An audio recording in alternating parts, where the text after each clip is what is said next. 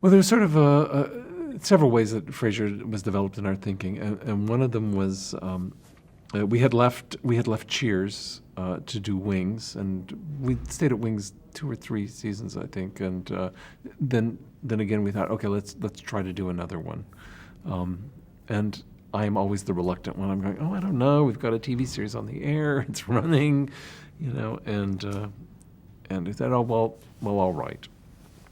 So about that time, Kelsey Grammer came to visit Peter and David and I and said he had won an Emmy for a guest star he did on Wings, and he enjoyed the week he'd spent there with us. So he said, I want to develop my own series. I want to leave Cheers and develop my own series. Would you be interested in doing it for us? And of course, Kelsey's not only a great actor, gifted comedian, and really great guy, so he said, of course.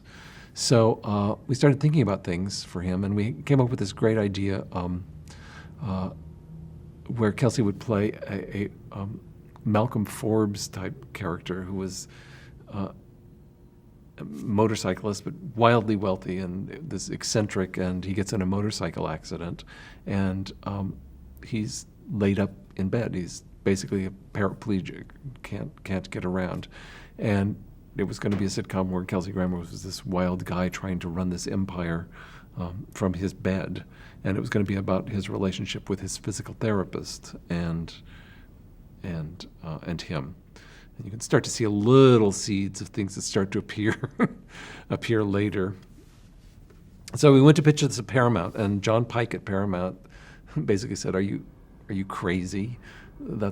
You want to do a TV series where the lead character's stuck in bed the whole time?" And we went, yeah, that's what we want to do. That's what we want to do. Almost simultaneously, it was announced that Ted Danson had decided that he didn't want to do Cheers anymore and that Cheers was coming to an end.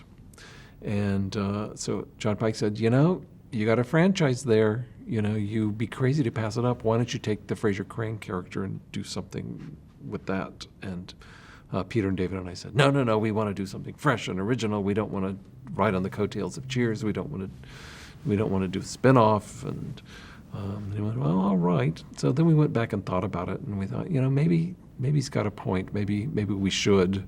And so we abandoned the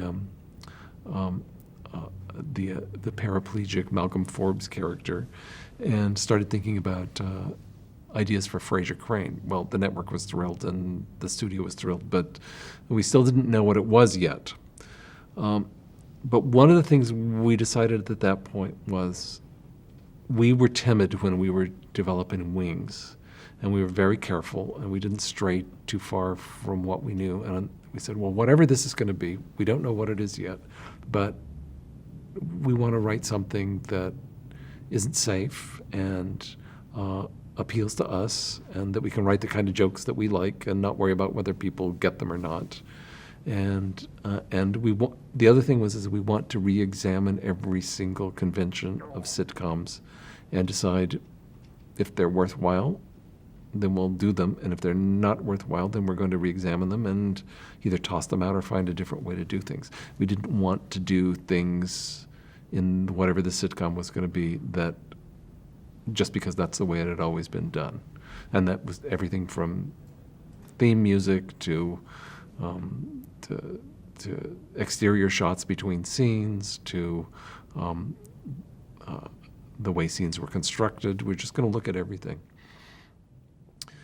And so we started, we remember that on Cheers there had been, we'd been trying for years to do an idea that we had, which was where Frasier on Cheers had taken a job as a radio psychologist, an on-air guy who solves problems. And we could never break the story on Cheers, but we started thinking about that again. And so we started putting together a show where Frasier was going to be a radio psychologist, and we went down to KABC here in Los Angeles and looked at the guy's now since passed away, Dr. David Viscott, who used to be a radio psychologist here in the LA area, and we watched his program. He was really weird. But we just got to feel like, okay, there's the producer, okay, there's another character, and there's other people in other shows sort of wandering around the periphery. So we put together this show that had Frasier and his producer, and a restaurant critic, and a sports guy, and Chopper Dave the weatherman, and we looked at it and we went, oh, we've just done WKRP in Cincinnati, and so we thought, it's just too reminiscent of that, and plus it was another workplace gang comedy. And about that time, my father had a stroke, and I was coming into that realization that many people my age, many boomers were, that at a certain point they were going to start having to take care of their parents. And I was talking to Peter and David one day, and I said, I was thinking about this thing. I said, it seems to be a common thing that people could relate to of somehow having an invalid parent, or a parent who can't take care of themselves anymore, and you having to be responsible for them. So we started talking about it. I said, well, what if Frasier's father had something happen to him? And it turns out my partner Peter Casey's father had been a San Francisco policeman, and that led us to, oh, well, maybe he was a policeman, and maybe he got shot, and maybe he had been trying to get along on his own, but it was clear that he couldn't take care of himself. So it started spinning that way, and then it was like, well, he may need somebody to help him take care of his father if he takes him in. So then we got a home health care worker, and then the radio station faded to the secondary setting. So we kept the producer and kept Frasier at his workplace, and now we have a father and a home health care worker. And then one day Sheila Guthrie, who was the casting assistant on Wings and Cheers, came in with a photograph. She says, I don't know what you guys are doing for I know you're working on a pilot for Kelsey, but if you need a brother, here's a guy who looks sort of like him. And she held up this picture of David Hyde Pierce. We'd never heard the name before, and we thought, well, yeah, he looks like him. That's sort of interesting. She said, he's really good. Let me bring some tape over. And so she brought tape over of a show that he'd done called The Powers That Be, and we saw him on there. We went, well, we have to write this character for this guy. So that's how we filled out the Frasier bouquet of characters, and that's how it became a family comedy. I remember when we went to pitch it to the network, Warren Littlefield and Jamie Tarsis were floored when we said, we're going to pitch you a family comedy, because they thought they were going to get another workplace comedy, because they thought that's all we like to do, and that we considered family comedies too sentimental. And we had also a famous casting thing with that, because usually casting is so difficult and takes so long. And when you're pitching a pilot to the network, you say things like, you try to have an actor in mind so that you can plant that picture in the person you're pitching to's mind, so they get a clear idea of what the character is like. So, well, of course, we got Kelsey Grammer playing the lead, and for the father, we really like this actor named John Mahoney, and Warren said, oh, we love John Mahoney. If you can get him, he's pre-approved. And they said, and for the home health care worker, we're not sure if it's going to be English or Hispanic. If it's Hispanic, we want Rosie Perez. They went, oh, we love Rosie Perez. If you get her, she's pre-approved. But we may go with English, and we're not sure. And they went, oh, there's this great actress. Did you see her on Seinfeld named Jane Leaves? And she's really terrific. I went, oh, yes, Jane. She's really fabulous. So if you can get her, she's pre-approved. And then we said, and then for the brother, we're thinking of this guy named David Hyde Pierce. Oh, we love David Hyde Pierce. If you can get him, he's pre-approved. The only one we didn't know was Roz that day, and within 2 weeks, I think we had everybody.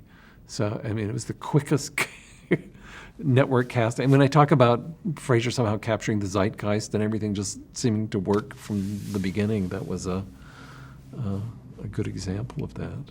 You did have a different Roz at first, though, correct? We did. It was Lisa Kudrow. Part of it was us being bad writers.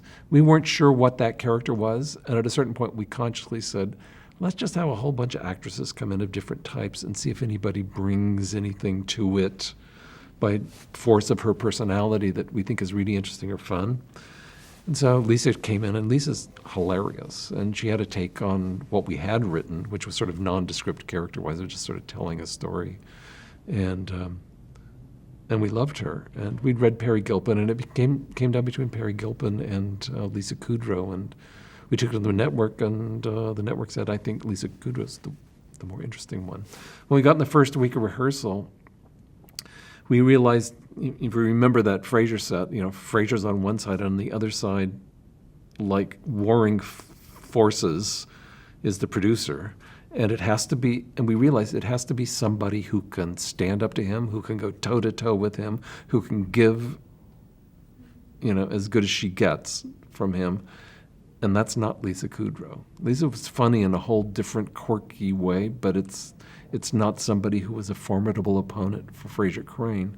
And we realized that about 4 days in, and unfortunately told Lisa that we weren't continuing with her, and gave the call to Perry, who couldn't have been more thrilled, and stepped in and gave us exactly what we wanted and what we needed, because that was a tough lady, and I think it was not a month later that Lisa got Friends. So it's really one of those, everybody ended up happy.